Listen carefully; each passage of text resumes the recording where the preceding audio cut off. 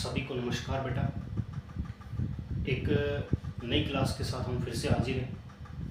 हमारा chapter public and private sector चल रहा है, जिसके अंदर हमने देखा है कि प्राइवेट सेक्टर के अंदर कौन कौन से बिजनेसेस फॉल करते हैं, पब्लिक सेक्टर के अंदर कौन कौन से बिजनेसेस चलाए जा सकते हैं। तो एक बार मैं आपको क्विक रिवीजन दे देता हूँ।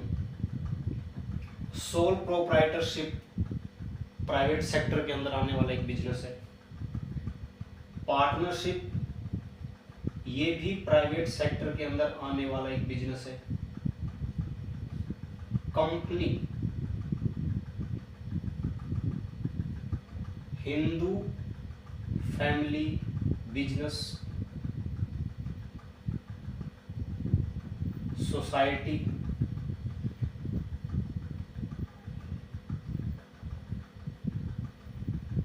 जॉइंट वेंचर, ये सारे बिजनेस प्राइवेट सेक्टर के अंदर आते हैं। प्राइवेट इंडिविजुअल्स इनको होल्ड करते हैं, वही इनका मैनेजमेंट करते हैं, और इनका बेसिक जो पर्पज होता है इन बिजनेसेस के पीछे वो होता है to earn maximum to maximum profits, कि जितना ज़्यादा प्रॉफिट कमाया जा सके उतना ज़्यादा प्रॉफिट कमाने की यहाँ पर इच्छा होती है सभी की। क्योंकि प्राइवेट सेक्टर हमारे इंडिया के अंदर सिर्फ प्रॉफिट अर्न करने के लिए बनते हैं। पब्लिक वेलफेयर करते हैं, लेकिन पब्लिक वेलफेयर इनका जो पर्पज होता है वो बहुत ही पीछे होता है। अगर हम किसी टारगेट को 100% लेके चलते हैं तो ये मान के चलो कि 20% ये चाहते हैं कि पब्लिक का भला हो, लेकिन 80% इनके माइंड में क्या रहता है कि जितना ज़्यादा पैसा कमाया जा सके उतना ज़्यादा कमा लें। आपने एग्जाम्पल भी देखे होंगे। आप प्राइवेट और गवर्नमेंट को कंपेयर कर लो। गवर्नमेंट के यहाँ पर जो भी फैसिलिटीज़ मिलती हैं वो बहुत ही सस्ती मिलती है। हाँ, देरी है गवर्नमेंट डिपार्टमेंट के अंदर, लाइन भी लगती है बहुत लंबी लंबी, कई बरस लग जाते हैं, टाइम बहुत लंबा लगता है किसी भी काम को करवाने में। वही प्राइवेट के अंदर आप चले जाओ, आपको तुरंत आपका नंबर आएगा, तुरंत आपके काम को किया जाएगा। हाँ, आपको सिर्फ पैसा ज़्यादा खर्च करना पड़ेगा। हॉस्पिटल्स के एग्ज़ाम ले लो, कॉलेजेस के एग्जाम्पल ले लो, किसी भी फील्ड के एग्जाम्पल ले लो। प्राइवेट सेक्टर में काम जल्दी होता है, पैसे ज़्यादा लगते हैं। गवर्नमेंट सेक्टर के अंदर काम बहुत धीरे होता है, पैसे नहीं लगते। तो ये डिफरेंस होता है गवर्नमेंट का और प्राइवेट का। क्योंकि गवर्नमेंट सेक्टर पब्लिक वेलफेयर को प्रायोरिटी देते हैं कि पब्लिक का जितना ज़्यादा से ज़्यादा भला किया जाए, सोसाइटी को जितना ज़्यादा डेवलप किया जाए। लेकिन प्राइवेट सेक्टर का पर्पज होता है ज़्यादा से ज़्यादा पैसे कमाना।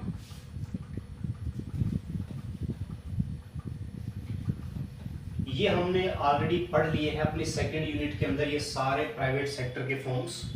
हम पब्लिक सेक्टर पढ़ रहे थे कि पब्लिक सेक्टर के अंदर कौन कौन से सेक्टर हैं, कौन कौन से बिजनेस है वो आते हैं। सबसे पहले हमने पढ़ा बेटा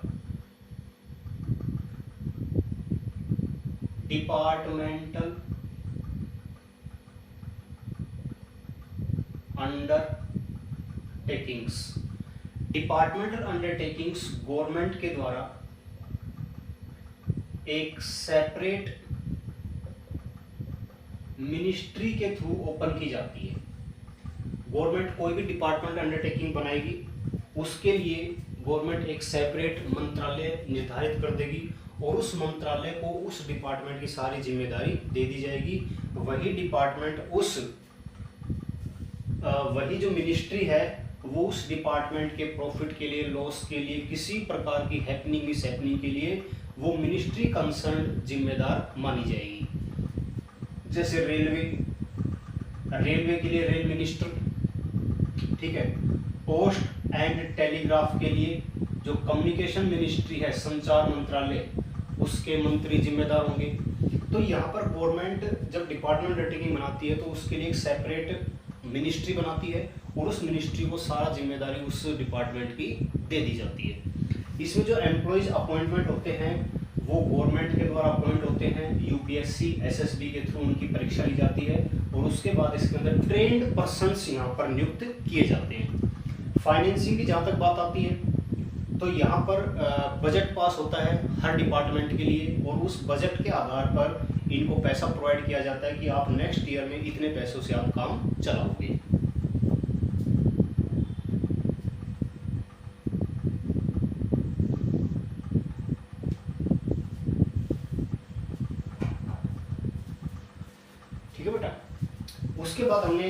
सेकंड पढ़ा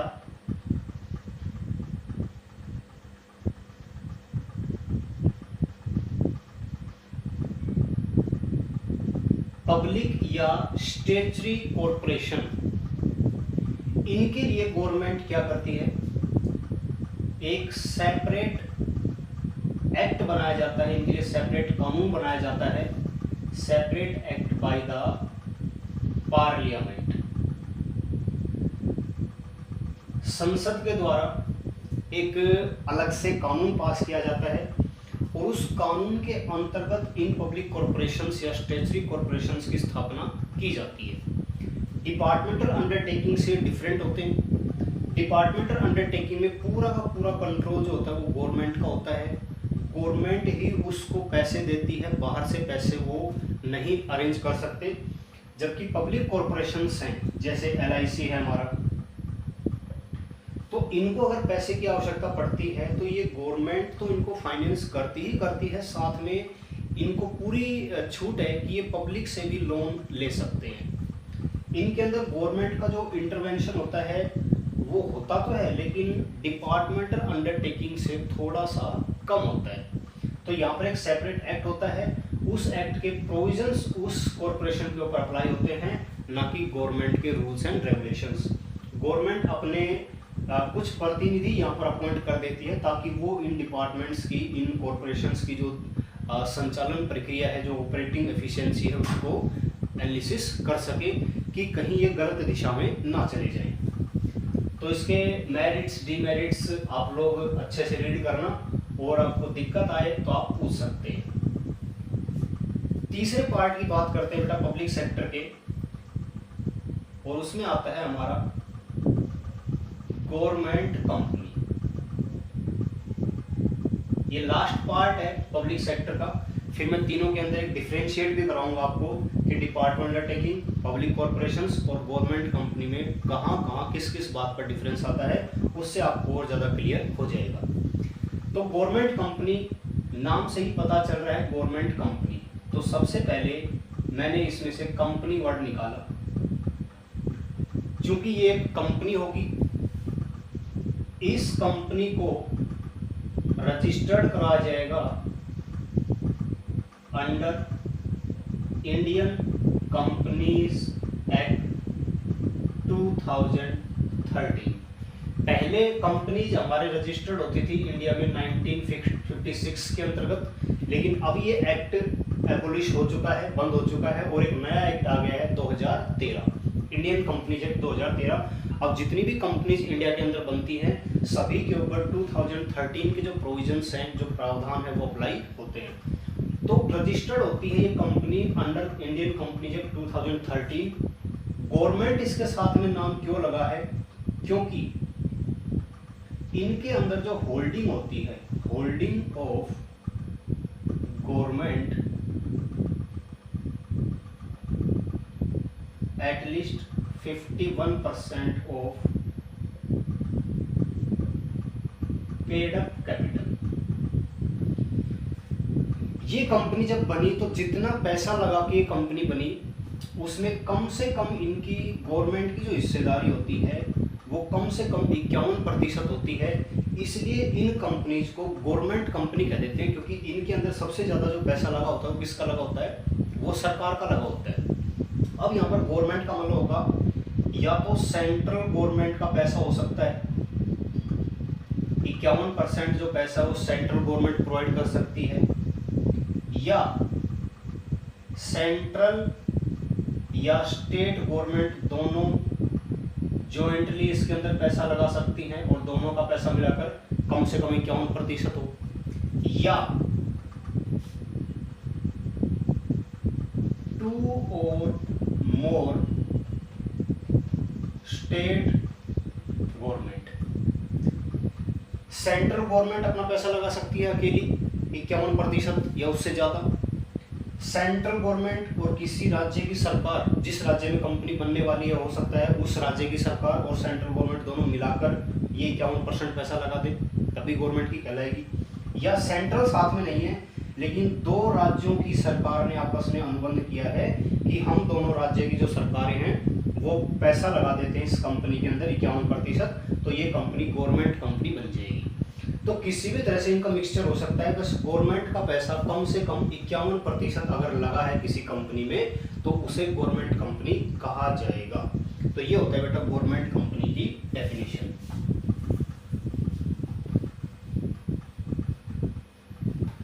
और पढ़ते हैं इसके बारे में। देखिए मैंने मीनिंग एक्सप्लेन कर दिया है, आप देख लेना। लिखा है पेज नंबर 157, पेज नंबर 157 पे आपको दी है गवर्नमेंट कंपनी। हम सेकंड पैराग्राफ में आते हैं कि गवर्नमेंट कंपनी दो प्रकार की होती है। सबसे पहले wholly owned government company, wholly owned government company. अब इसके टाइप्स की अगर बात करें तो एक होती है होली ओन्ड गवर्नमेंट कंपनी, जिस कंपनी के अंदर 100% पैसा गवर्नमेंट का लगा हो, जिसके अंदर 100% पैसा, अगर कोई कंपनी 200 करोड़ रुपए से शुरू हुई है, 200 करोड़ रुपए लगाकर किसी कंपनी ने बिजनेस स्टार्ट किया है और वो 200 का 200 करोड़ गवर्नमेंट दे देती है, वही गवर्नमेंट सेंट्रल दे सकती है अकेली, सेंट्रल या स्टेट दोनों मिलकर दे सकते हैं, या दो राज्यों की सरकारें आपस में, 2 स्टेट गवर्नमेंट्स आपस में पैसा मिला सकती हैं। यानी कि सारा पैसा अगर गवर्नमेंट ने दिया है, प्राइवेट लोगों ने नहीं दिया, तो उसे बोलते हैं होली ओन्ड गवर्नमेंट कंपनी। दूसरी होती है मिक्स्ड ओनरशिप, मिक्स्ड ओनरशिप, जिसमें कि गवर्नमेंट और पब्लिक दोनों मिलकर पैसा लगाती हैं, गवर्नमेंट और पब्लिक दोनों मिलकर पैसा लगाती है। लेकिन गवर्नमेंट का पैसा कम से कम 51% होना चाहिए, क्योंकि गवर्नमेंट अपना शेयर होल्डिंग ज़्यादा रखना चाहती है, मेजॉरिटी कैपिटल गवर्नमेंट की लगी होती है, बाकी जो 49% पैसा है वो पब्लिक का लगा हो सकता है। लेकिन गवर्नमेंट की हिस्सेदारी ध्यान रखना 51% से नीचे नहीं आएगी, नहीं तो ये गवर्नमेंट कंपनी नहीं कहलाएगी। सारा पैसा गवर्नमेंट देती है तो wholly owned government company, government और पब्लिक दोनों मिक्सचर हैं तो गवर्नमेंट का पैसा कम से कम 51%, बाकी पैसा पब्लिक लगा सकती है। तो इस तरह से गवर्नमेंट कंपनी दो टाइप्स की हो जाती है। एमसीक्यूज में आपसे ये क्वेश्चन पूछे जा सकते हैं, इसलिए आपको जो लैंग्वेज है, हर पैराग्राफ की लैंग्वेज को अच्छे से रीड करना है। ऐसा नहीं कि आपने ऊपरी ऊपरी पढ़ाई कर ली, आपको एक एक लाइन अंडरलाइन करते हुए आपको पढ़नी है, ताकि एमसीक्यू टाइप क्वेश्चन कहीं से भी पूछे जाते हैं तो आप उनका आंसर दे पाओ। अच्छा जी, नीचे कुछ एग्जांपल्स दिए हुए हैं, जैसे हिंदुस्तान मशीन टूल्स जो एचएमटी के नाम से थी, आजकल तो ये बंद हो गई है कंपनी। एचएमटी है, नेशनल फर्टिलाइजर्स लिमिटेड है, भारत हैवी इलेक्ट्रिकल्स लिमिटेड है जिसको भेल के नाम से जानते हैं, भारत हैवी इलेक्ट्रिकल्स लिमिटेड, भेल। ये सारी गवर्नमेंट कंपनी हैं, इनके नाम याद कर लेना, एमसीक्यूज में आ सकते हैं। अच्छा, बात करते हैं इसके फीचर्स की।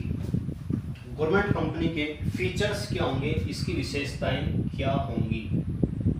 तो जो हमने अभी तक पढ़ा है वो फीचर्स में बन के आएंगे। सबसे पहले बात करते हैं इसकी फॉर्मेशन की, ये बनती कैसे है। तो फॉर्मेशन में हमने कहा कि इन कंपनियों का निर्माण अंडर कंपनीज एक्ट 2013 के अंतर्गत होता है। इंडियन कंपनीज एक्ट 2013 के अंतर्गत ये कंपनियां बनती हैं। कंपनी कैसी भी हो, गवर्नमेंट हो, पब्लिक हो, सारी के ऊपर 2013 के प्रोविजन लगेंगे, ये ध्यान रखना। इसके बाद है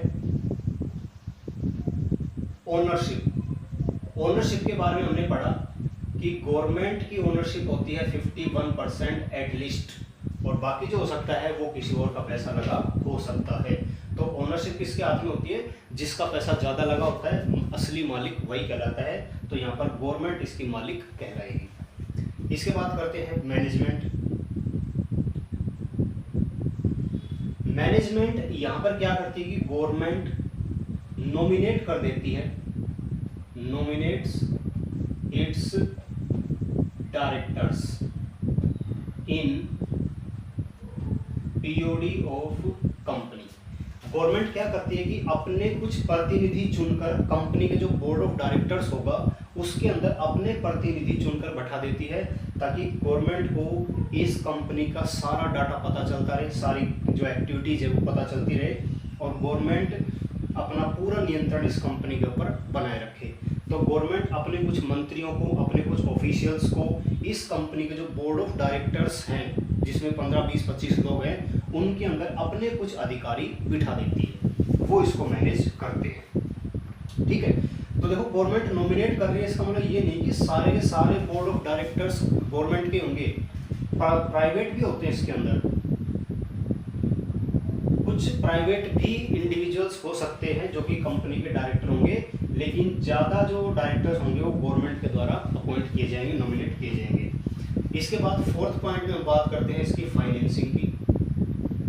फाइनेंसिंग यानी इसको अगर पैसे की आवश्यकता पड़ जाए तो ये पैसा कहाँ से ले सकती है। तो इसे बताया गया है कि गवर्नमेंट कंपनी है तो गवर्नमेंट को देखो पैसा इसको देगी देगी, लेकिन अगर इनको आवश्यकता पड़े तो ये पब्लिक से भी पैसा अरेंज कर सकते हैं। गवर्नमेंट भी पैसा देगी, पब्लिक से भी ये पैसा ले सकते हैं। फिर आता है बेटा अपॉइंटमेंट।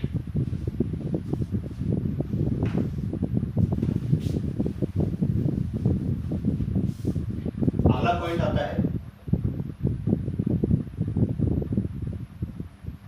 अपॉइंटमेंट, यानी यहाँ पर काम करने वाले जो कर्मचारी होंगे, जो एम्प्लॉयज होंगे कंपनी के अंदर, वो कौन होंगे, उनको बताया गया है कि जो कंपनी बनी है, कंपनी उसके अपने खुद के रूल्स होते हैं, उनके खुद के रूल्स होंगे। हाँ, पैसा ही तो गवर्नमेंट का लगा है ना, लेकिन जो रूल्स होंगे काम करने के वो उस कंपनी के खुद के होंगे। तो उन रूल्स के अकॉर्डिंग ही किसी भी व्यक्ति की नियुक्ति इन कंपनीज के अंदर की जाएगी। ठीक है, और इसे बताया गया क्योंकि गवर्नमेंट यहाँ पर जो भी पर्सन नियुक्त होंगे उनको हम गवर्नमेंट एम्प्लॉय नहीं बोलेंगे। गवर्नमेंट एम्प्लॉय होंगे वो हम कहेंगे नहीं। गवर्नमेंट कंपनी में नियुक्त होने वाले कर्मचारी गवर्नमेंट एम्प्लॉय नहीं होते। गवर्नमेंट एम्प्लॉय सिर्फ और सिर्फ उसी के माने जाएंगे जो कि डिपार्टमेंटल अंडरटेकिंग के एम्प्लॉय होंगे। डिपार्टमेंटल अंडरटेकिंग के एम्प्लॉय को ही गवर्नमेंट एम्प्लॉय कहा जाएगा, ना तो पब्लिक कॉर्पोरेशंस के एम्प्लॉय को कहा जाएगा गवर्नमेंट, और ना ही गवर्नमेंट कंपनी के एम्प्लॉयज को कहा जाएगा गवर्नमेंट एम्प्लॉय। नेक्स्ट बात करते हैं बेटा सिक्स्थ, जिसमें लिखा है separate legal entity. Separate legal entity का मतलब होता है कि कंपनी अलग है और कंपनी को चलाने वाले लोग अलग हैं। तो इसमें बताया गया है कि इनके पास सेपरेट लीगल एंटिटी होती है, यानी कि ये जो कंपनी है ये अपने नाम से, कंपनी अपने नाम से कोई भी एग्रीमेंट कर सकती है, कोई भी एग्रीमेंट कर सकती है, कोई भी एसेट परचेज कर सकती है। ठीक है, यानी कि सेपरेट लीगल एंटिटी जहां पर भी आ जाए उसका मतलब ये होता है कि जो कंपनी है, जो बिजनेस है वो अलग है और बिजनेस में काम करने वाले जो लोग हैं वो अलग हैं। तो वो कंपनी यानी कि वो बिजनेस अपने नाम से कोई भी एक्टिविटी कर सकता है, एसेट परचेज कर सकता है, लोन ले सकता है, किसी भी एग्रीमेंट में शामिल हो सकता है, किसी दूसरे बिजनेस के ऊपर शू कर सकता है, केस फाइल, और किसी दूसरी कंपनी के द्वारा केस हो भी सकता है उसके ऊपर। तो इसको बोलते हैं सेपरेट लीगल एंटिटी। और लास्ट है एडमिनिस्ट्रेटिव ऑटोनॉमी। सातवां जो पॉइंट है वो है एडमिनिस्ट्रेटिव ऑटोनॉमी, जिसका मतलब होता है कि गवर्नमेंट कंपनी में फुल्ली छूट होती है इन कंपनियों को अपने हिसाब से काम करने की, यानी पूरी छूट होती है कि ये कंपनियां अपने हिसाब से अपने बिजनेस को डील कर सकती हैं। गवर्नमेंट का यहाँ पर इतना ज़्यादा इंटरवेंशन नहीं होता है। ठीक है, मेरिट्स बहुत ईजी है, ईजी फॉर्मेशन बनाना बहुत ईजी है। कंपनीज एक्ट के कुछ रूल्स होते हैं उनको फॉलो करो, ये कंपनी बन जाएगी। ठीक है, तो ये हमारे फीचर्स हो गए। फीचर्स के बाद मैं मेरिट्स एक बार जल्दी से गो थ्रू करवा देता हूँ इसके। मेरिट्स में हम आ गए।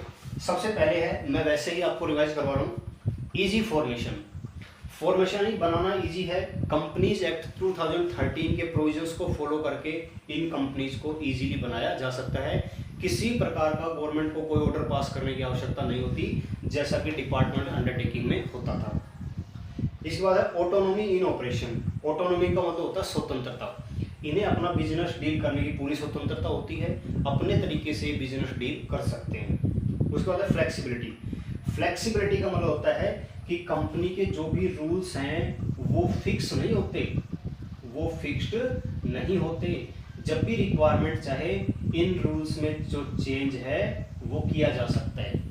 हम कहते हैं भाई हमारा कोई डिसीजन है और उस डिसीजन में दिक्कत आ गई कि उस डिसीजन को फॉलो करना बहुत ही दिक्कत वाला हो रहा है, तो हम क्या करते हैं उसको चेंज कर देते हैं, क्योंकि रिक्वायरमेंट कहती है कि इस तरह से चलोगे तो काम नहीं होगा, आपको थोड़ा सा बदलाव करना पड़ेगा। तो जिस चीज़ में बदलाव हो सकता है उसे बोलते हैं फ्लेक्सिबिलिटी। तो यहाँ पर पूरी फ्लेक्सिबिलिटी होती है कि अगर किसी रूल से काम नहीं चल रहा है तो आप उस रूल को चेंज कर सकते हैं। नेक्स्ट बेटा फोर्थ, क्विक डिसीजन। चूंकि यहाँ पर गवर्नमेंट कंपनी अपने हिसाब से काम करती है, किसी प्रकार का गवर्नमेंट का इंटरवेंशन नहीं होता है, तो जो डिसीजन है वो क्विक ले सकती है, फास्ट ले सकती है। फिफ्थ है इजी फाइनेंसिंग, पैसा प्राप्त करने में इजीनेस। गवर्नमेंट तो पैसा देती ही देती है, जब भी इनको आवश्यकता पड़ेगी तो ये गवर्नमेंट से बिना पूछे पब्लिक से भी पैसा ले सकते हैं, ये होता है। फिर है बेनिफिट ऑफ प्राइवेट पार्टिसिपेशन। क्योंकि गवर्नमेंट कंपनी में 51% पैसा गवर्नमेंट का लगा होता है, बाकी 49% तो प्राइवेट लोगों का ही होता है ना। तो यहाँ पर प्राइवेट जो लोग होते हैं, प्राइवेट प्रोफेशनल्स, ये भी कंपनी के अंदर बैठते हैं बोर्ड ऑफ डायरेक्टर्स में, और प्राइवेट प्रोफेशनल बहुत ही ज़्यादा एलिजिबल होते हैं, बहुत ही ज़्यादा ट्रेंड होते हैं, एक्सपर्ट होते हैं। तो इन लोगों के दिमाग का बेनिफिट इस कंपनी को मिलता है और ये लोग कंपनी को बहुत ही अच्छी प्रकार से चला लेते हैं, क्योंकि पढ़े लिखे होते हैं, इसलिए कंपनी को डीलिंग करने में कोई दिक्कत नहीं आती। लिमिटेशंस है, इसको आप पढ़ेंगे खुद। यूटिलिटी क्या होती है, गवर्नमेंट कंपनी कब अच्छी होती है, सबसे लास्ट में गिवन है पेज नंबर 158 पे, कि जब प्राइवेट पार्टनरशिप भी गवर्नमेंट के साथ जरूरी होती है। यानी कि ये गवर्नमेंट कंपनी कब बेनिफिशियल होगी, जब गवर्नमेंट ये चाहती है कि मेरे साथ साथ प्राइवेट लोगों का भी साथ हो, प्राइवेट लोगों का भी साथ हो, तब हमें गवर्नमेंट कंपनी की आवश्यकता पड़ती है। फिर है where activity related to finance are to be encouraged such as formation of state trade cooperation of India.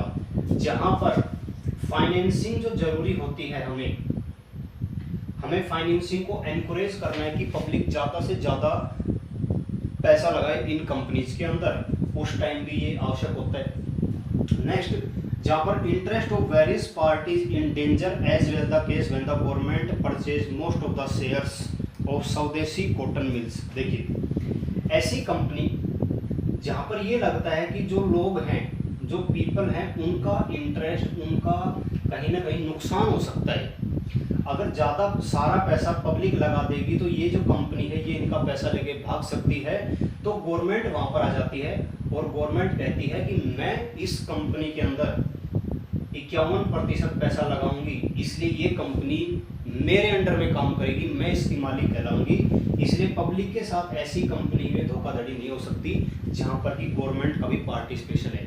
तो जब गवर्नमेंट को लगता है कि किसी कंपनी की एक्टिविटीज अच्छी नहीं है, पब्लिक का पैसा वो खा सकती है, तो गवर्नमेंट उस कंपनी का कंट्रोल अपने हाथ में ले लेती है ज़्यादा पूंजी लगाकर। और लास्ट है when government desire to transfer a new undertaking to private sector after its establishment। Government क्या हुआ कि एक कंपनी बनी, तो स्टार्टिंग में तो क्या करेगी, उस कंपनी के अंदर गवर्नमेंट अपना पैसा लगा देगी। गवर्नमेंट ने पैसा लगा दिया, चूंकि ये गवर्नमेंट कंपनी बन गई है। अब गवर्नमेंट चाहती है कि इस कंपनी को मैं प्राइवेट लोगों के हाथों में सौंप दूं, तो चाहती है कि पहले तो मैं पैसा लगाऊं उस कंपनी में ताकि वो गवर्नमेंट कंपनी बन जाए, और जब वो कंपनी बन जाएगी, ठीक प्रकार से अपना काम करने लगेगी, तो मैं उसको प्राइवेट लोगों के हाथों में सौंप दूंगी ताकि उसका जो बिजनेस है वो ठीक प्रकार से रन कर सके, क्योंकि प्राइवेट इंडिविजुअल्स किसी भी चीज़ को बढ़िया तरीके से चला सकते हैं। तो गवर्नमेंट कंपनी जब प्राइवेट लोगों के हाथों में सौंपना चाहती है कोई भी बिजनेस, तो पहले वो खुद को उसमें शामिल करती है और फिर उसका हिस्सा बेच देती है प्राइवेट इंडिविजुअल्स को। ये था बेटा गवर्नमेंट कंपनी का हमारा पूरा क्राइटेरिया, इसको अच्छे से आप रीड करना।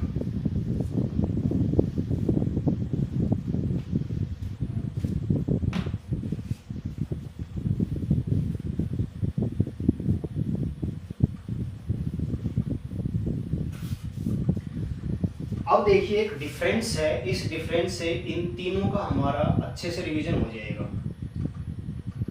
ये है डिपार्टमेंट अंडरटेकिंग, ये है पब्लिक कॉरपोरेशन और ये है गवर्नमेंट कंपनी। तीनों के अंदर डिफरेंस की हम बात करते हैं। सबसे पहले बात करते हैं हम फॉर्मेशन। ये कंपनियां या ये कॉरपोरेशंस बनते कैसे हैं। देखिए, डिपार्टमेंटल अंडरटेकिंग कैसे बनता है, एक सेपरेट मिनिस्ट्री बनाई जाती है, उसके हाथ में सौंप दिया जाता है। इसके लिए एक स्पेशल एक्ट पास करना पड़ता है और इसके लिए जो कंपनीज एक्ट 2013 है उसके प्रोविजन अप्लाई होते हैं और ये ऑर्गेनाइजेशंस हैं ये बन जाते हैं।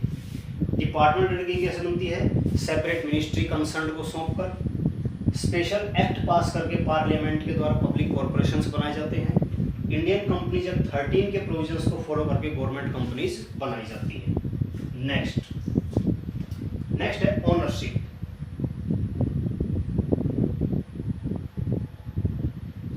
ओनरशिप की बात करें तो डिपार्टमेंटल अंडरटेकिंग की ओनरशिप गवर्नमेंट के हाथों में होती है, क्योंकि गवर्नमेंट इसको बनाती है तो गवर्नमेंट के हाथों में होती है। ये भी एक सेपरेट एक्ट बनाया जाता है गवर्नमेंट के द्वारा, तो इसकी बागडोर भी गवर्नमेंट के हाथों में होती है। गवर्नमेंट कंपनी की बात करें तो यहाँ पर जो मैक्सिमम होल्डिंग है 51% वो गवर्नमेंट की होती है, बाकी जो होती है वो पब्लिक की या प्राइवेट लोगों की मानी जाएगी। इसमें गवर्नमेंट की कितनी हिस्सेदारी मानी जाएगी, 51% तक गवर्नमेंट को यहाँ पर मालिक माना जाएगा। यहाँ पर पूरी तरह से गवर्नमेंट मालिक होती है, इसमें भी पूरी तरह से गवर्नमेंट मालिक होती है। इसमें गवर्नमेंट मालिक होती है 51% हिस्से तक, ठीक है। और ये मिनिमम है बेटा, मैक्सिमम नहीं, क्योंकि हमने कहा था कि ऐसी भी कंपनियां हो सकती है जिसमें सारा पैसा गवर्नमेंट लगा दे, तो कम से कम 51% हिस्सेदार तो गवर्नमेंट की होती है, तो 51% तक ये मालिक मानी जाएगी। तीसरे पॉइंट की बात करते हैं मैनेजमेंट।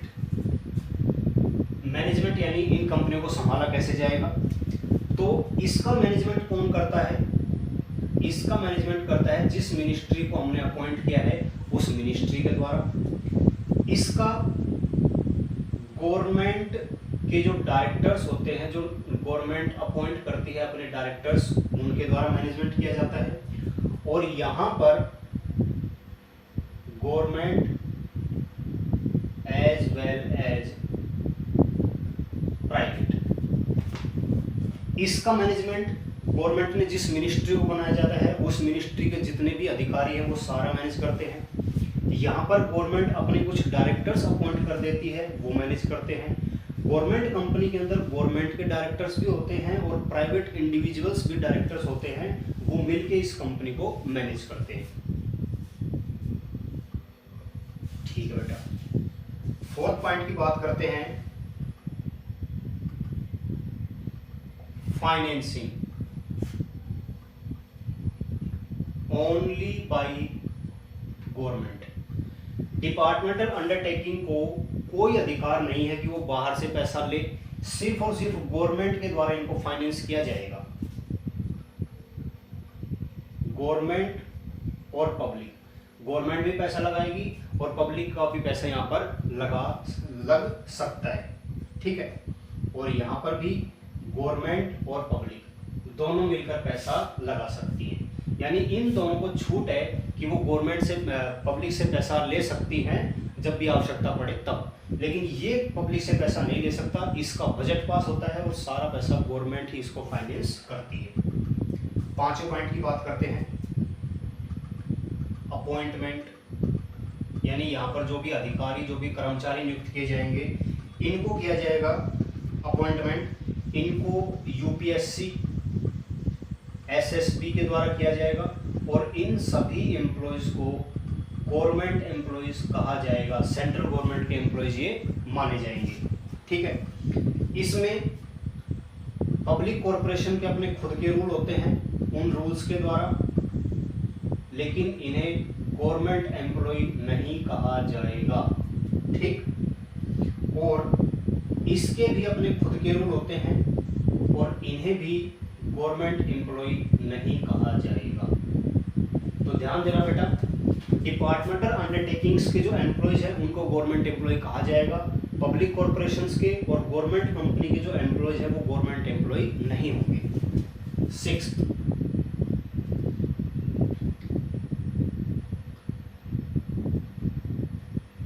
Separate legal entity. क्या ये सेपरेट लीगल एंटिटी होती है? हम कहेंगे नहीं, ये सेपरेट लीगल एंटिटी नहीं होती है, क्योंकि गवर्नमेंट ही सब करता धरता होती है।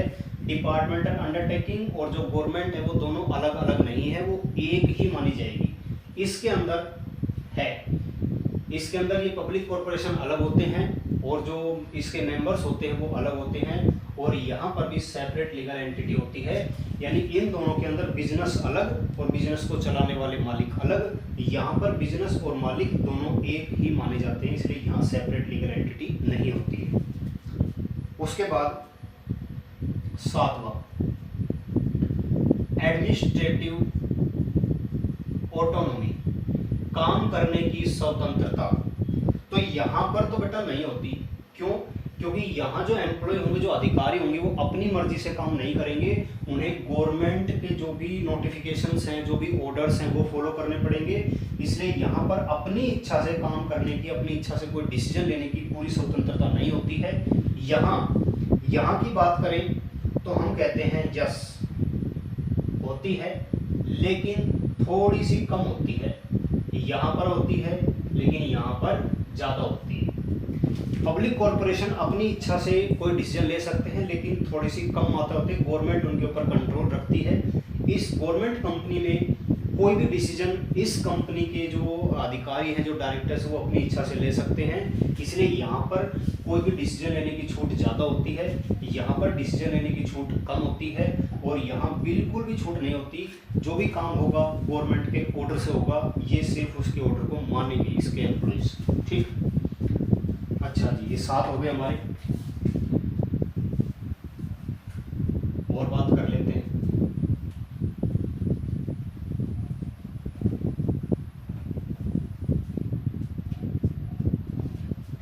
आठवां है बेटा सूटेबिलिटी, कि कब कौन सी चीज फायदेमंद होती है। डिपार्टमेंटल अंडरटेकिंग कब फायदेमंद होगी? जब प्राइवेट पार्टिसिपेशन, गवर्नमेंट चाहती है कि प्राइवेट पार्टिसिपेशन नील के बराबर हो, यानी कि प्राइवेट लोगों का कोई भी शेयर उस बिजनेस में नहीं होना चाहिए। उन बिजनेसेस के लिए डिपार्टमेंटल अंडरटेकिंग्स को ही खोलना जरूरी है। उसके बाद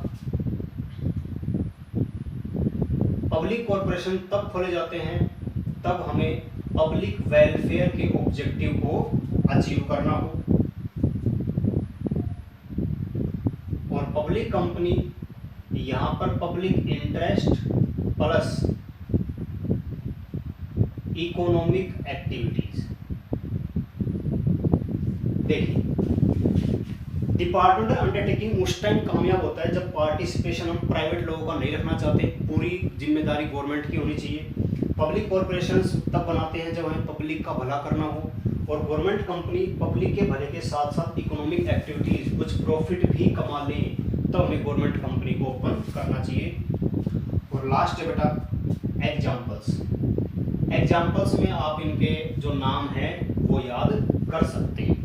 ठीक है, तो इस तरह से हमने तीनों प्राइवेट सेक्टर पढ़ लिया, पब्लिक सेक्टर के अंदर जो चीज़ें आती थी उनके बारे में पढ़ा, उनको डिफ्रेंशिएट किया, तो आपको इजीली ये चीज़ें समझ में आ गई होंगी।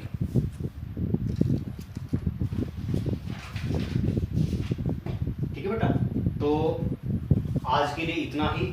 यहाँ तक आप लोग अच्छे से इसको पढ़िए।